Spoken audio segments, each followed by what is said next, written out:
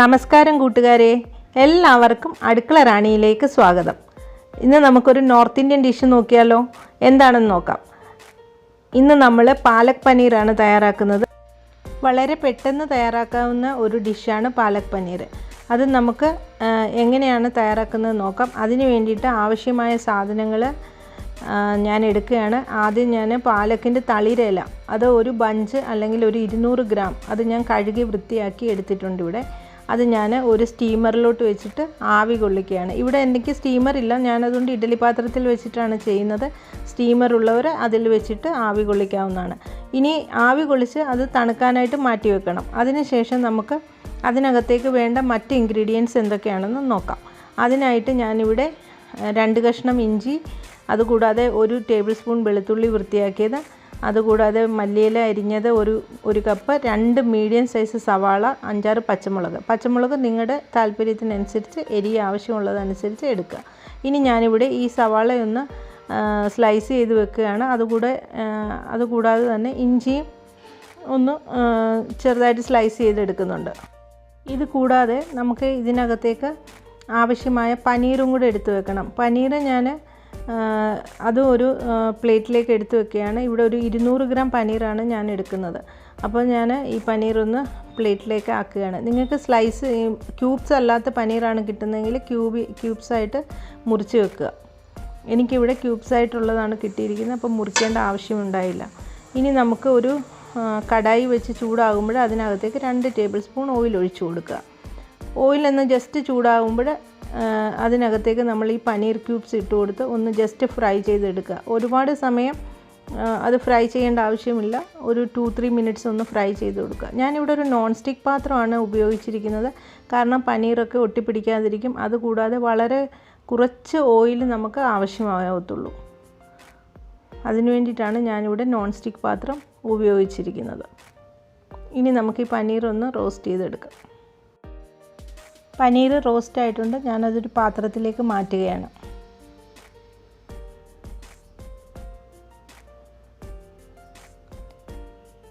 Paneer roast ചെയ്യാനായിട്ട് ഉപയോഗിച്ച അതേ പാത്രത്തിലേക്ക് തന്നെ ഞാൻ അരിഞ്ഞു വെച്ചിരിക്കുന്ന ഉള്ളിയും ഇഞ്ചിയും വെളുത്തുള്ളിയും പച്ചമുളകും കൂടി ഇട്ടിട്ട് വഴറ്റുകയാണ്. ഇതൊന്ന് വഴറ്റി എടുത്തിട്ട് നമുക്ക് ഇതിൻ്റെ പേസ്റ്റ് തയ്യാറാക്കാം. ഒരുപാട് അങ്ങ് ബ്രൗൺ നിറമാകണമെന്നില്ല, ഒന്ന് ജസ്റ്റ് ഗോൾഡൻ യെല്ലോ കളറായാൽ മതി, അത്രയും വഴറ്റിയാൽ മതിയാവും. അപ്പോൾ അങ്ങനെ വഴറ്റിയിട്ട് നമുക്ക് അതിൻ്റെ പേസ്റ്റ് തയ്യാറാക്കിയെടുക്കാം.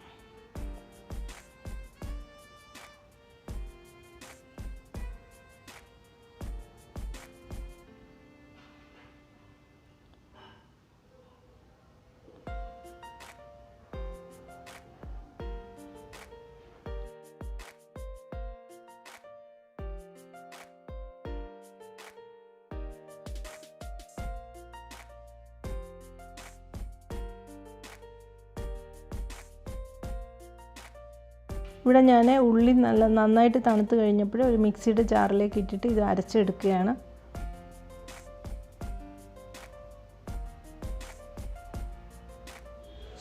ഒനിയൻ പേസ്റ്റ് നല്ല മിനുസമായിട്ട് അരച്ചെടുത്തിട്ടുണ്ട്. ഇനി നമുക്ക് പാലക്ക് സ്റ്റീം ചെയ്തൊന്ന് നോക്കാം. ഇത് തയ്യാറായിട്ടുണ്ട്. ഇനി ഇത് ഗ്യാസ് ഓഫ് ചെയ്തിട്ട് നമുക്ക് തണുക്കാനായിട്ട് മാറ്റി വെക്കാം. അത് തണുത്തതിന് ശേഷം അത് പേസ്റ്റാക്കി എടുക്കണം.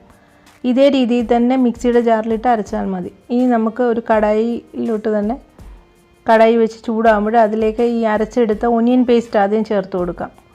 ഒനിയൻ പേസ്റ്റ് ചേർത്ത് കൊടുത്ത് നന്നായിട്ടൊന്ന് മിക്സ് ചെയ്യുക. അതിനകത്ത് വെള്ളമയമൊക്കെ ഒന്ന് വറ്റി കഴിയുമ്പോൾ അതിനകത്തേക്ക് ഞാൻ മല്ലിപ്പൊടി 1 ടേബിൾ സ്പൂൺ ഇട്ട് കൊടുക്കുകയാണ്. കൂടാതെ മഞ്ഞൾപ്പൊടി 1 ടീസ്പൂൺ ചേർത്ത് കൊടുക്കുന്നുണ്ട്. ഉപ്പ് നമ്മുടെ സ്വാദിനനുസരിച്ച് ചേർത്ത് കൊടുക്കുക. പാലക്കിന് എപ്പോഴും ഒരു ഉപ്പ് ഉള്ളതാണ്, അതുകൊണ്ട് ഉപ്പ് ചേർക്കുമ്പോൾ കുറച്ച് ചേർത്ത് കൊടുക്കാവുള്ളൂ. പിന്നീട് വേണമെങ്കിൽ അഡീഷണലായിട്ട് ചേർത്ത് കൊടുക്കുക.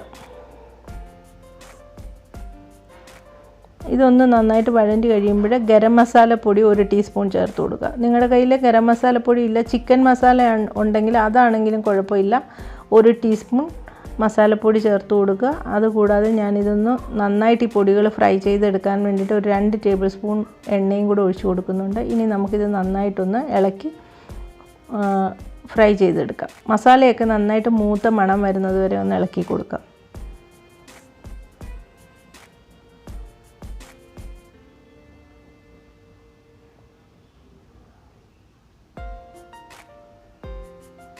ഇനി നമുക്ക് ഇതിനകത്തേക്ക് അരച്ച് വെച്ചിരിക്കുന്ന പാലക്കിൻ്റെ പേസ്റ്റ് ഉണ്ടല്ലോ, പ്യൂരി, അതും കൂടി ഇതിനകത്തേക്ക് ചേർത്ത് കൊടുക്കാം. ഞാൻ പാലക്ക് തണുത്ത് കഴിഞ്ഞപ്പോൾ അരച്ചെടുത്തായിരുന്നു. അതും കൂടെ ഇതിനകത്തേക്ക് നമ്മൾ ചേർത്ത് കൊടുക്കുക. മിക്സിയുടെ ജാറിലിട്ട് അരച്ചാൽ മതി, അപ്പോൾ പാലക് പ്യൂരി തയ്യാറാവും. അതും കൂടി ഇതിനകത്തേക്ക് ചേർത്ത് കൊടുക്കുക. ഇതിനകത്തേക്ക് 2 കപ്പ് വെള്ളം കൂടി നമ്മൾ ചേർത്ത് കൊടുക്കണം. ആ മിക്സിൻ്റെ ജാറിലോട്ട് തന്നെ വെള്ളം ഒഴിച്ചിട്ട് ആ പ്യൂരി എല്ലാം നന്നായിട്ട് ഇങ്ങനെ മിക്സ് ചെയ്ത് ഇങ്ങനെ എടുക്കുക. ഇതിനകത്തേക്ക് ഒഴിച്ചു കൊടുക്കുക. എന്നിട്ട് നന്നായിട്ടൊന്ന് തിളയ്ക്കണം. തിളയ്ക്കുന്നത് വരെ ഇളക്കി കൊടുക്കുക.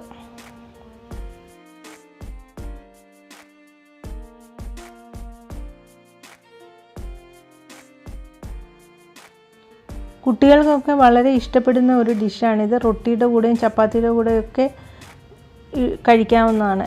ഇത് തിളച്ച് കഴിയുമ്പോൾ അതിനകത്തേക്ക് നമ്മൾ വറുത്ത് വെച്ചിരിക്കുന്ന പനീർ ക്യൂബ്സും കൂടി ഇട്ട് കൊടുക്കുക.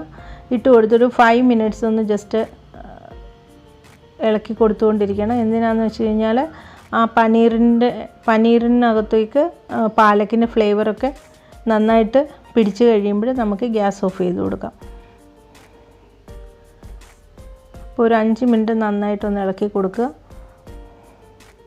ഗ്രേവിയുടെ തിക്നെസ് നമ്മുടെ ഇഷ്ടത്തിനനുസരിച്ച് കൂട്ടുകയോ കുറയ്ക്കുകയോ ചെയ്യാം. ഞാൻ മീഡിയം തിക്നെസ്സിലാണ് ഗ്രേവി ഇവിടെ തയ്യാറാക്കിയിരിക്കുന്നത്. കുറച്ചുകൂടെ ലൂസാക്കണമെന്നുണ്ടെങ്കിൽ സ്വല്പം കൂടെ വെള്ളം ചേർത്ത് കൊടുത്താൽ മതിയാവും. ഇത് വളരെ പെട്ടെന്ന് തയ്യാറാക്കാവുന്ന ഒരു ഡിഷാണ്. നിങ്ങൾക്കിത് തീർച്ചയായിട്ടും ഇഷ്ടപ്പെട്ടു കാണുമെന്ന് ഞാൻ വിശ്വസിക്കുന്നു. ഇനി ഇതിനകത്തേക്ക് നമുക്ക് റെസ്റ്റോറൻറ്റ് സ്റ്റൈലിൽ ഒരു ടേസ്റ്റ് കിട്ടാൻ വേണ്ടിയിട്ട് ഫ്രഷ് ക്രീം ചേർത്ത് കൊടുക്കാം. ഞാൻ 1 ടേബിൾ സ്പൂൺ ഫ്രഷ് ക്രീമാണ് ഇതിനകത്തേക്ക് ചേർത്ത് കൊടുക്കുന്നത്. ഫ്രഷ് ക്രീം ചേർത്ത് കൊടുത്തില്ലെങ്കിലും കുഴപ്പമൊന്നുമില്ല, പക്ഷേ ക്രീം ചേർത്ത് കൊടുക്കുമ്പോൾ പ്രത്യേക ഒരു ടേസ്റ്റാണ്. റെസ്റ്റോറൻറ്റിലൊക്കെ വാങ്ങിക്കാൻ കിട്ടുന്ന അതേ ടേസ്റ്റ് ആയിരിക്കും നമുക്ക് ഈ ഡിഷിന് അപ്പോൾ ഉണ്ടാകുന്നത്. ഇനി നമുക്ക് ഗ്യാസ് ഓഫ് ചെയ്ത് കൊടുക്കാവുന്നതാണ്. അങ്ങനെ നമ്മുടെ പാലക് പനീർ ഇവിടെ തയ്യാറായിട്ടുണ്ട്. അപ്പോൾ ഈ വീഡിയോ നിങ്ങൾക്ക് ഇഷ്ടമായെങ്കിൽ തീർച്ചയായിട്ടും നിങ്ങൾ ലൈക്ക് ചെയ്യുക, ഷെയർ ചെയ്യുക. നിങ്ങളുടെ ഫ്രണ്ട്സിനൊക്കെ ഷെയർ ചെയ്ത് കൊടുക്കാൻ മറക്കരുതേ. ചാനലിൽ ആദ്യമായിട്ടാണ് വരുന്നതെങ്കിൽ തീർച്ചയായിട്ടും സബ്സ്ക്രൈബ് ചെയ്യുക. അപ്പോൾ അടുത്ത ഒരു അടിപൊളി വീഡിയോയുമായി വരുന്നത് വരേക്കും ബൈ ബൈ.